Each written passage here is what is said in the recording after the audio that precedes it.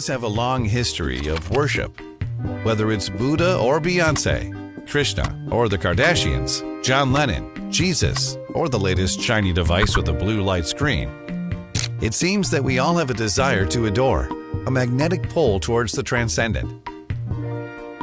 So what is worship? When broken down, the word worship literally means worth-ship. Worthiness, acknowledgement of worth. It's easy to assume that worship is something limited to Christians singing songs, Muslims on a pilgrimage, or Zen Buddhist monks meditating in mystical temples. But the truth is, we all ascribe worth to something. Our car, our personal appearance, celebrity culture, our favorite brands. When you really break it down, we are all worshipers. The only real question is, what are you worshiping? And is it really worth your worth-ship? Historically, people would worship the king of the land. If they were a good king, they were worthy of worship because they provided protection, governance, and life and prosperity to the people of their kingdom.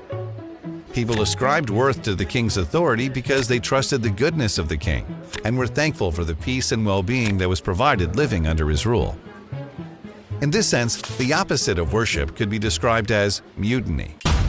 Mutiny, by definition, is an open rebellion against the proper authorities, a revolution, an uprising, a resistance. What we're really talking about here is that worship and mutiny aren't merely actions, but are actually positions of the heart.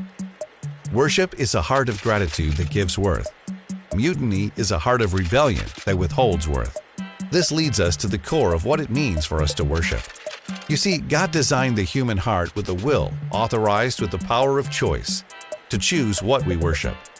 Either to worship God because we trust His goodness and the life and well-being that He provides, or to rebel and decide for ourselves what will bring us life and well-being.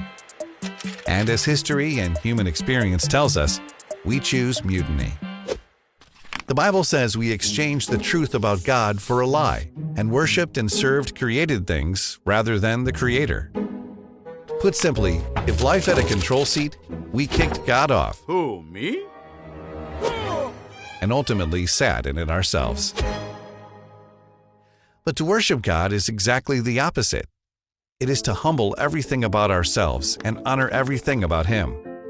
That's the way we were designed. That's what makes us come alive. Jesus is worthy of our worship. He created us and loves us unconditionally.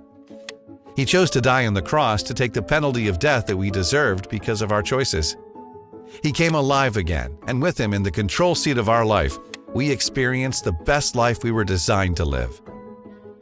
It's worth weighing up what you worship and whether it's giving you life or stealing your life. You don't have to worship Jesus.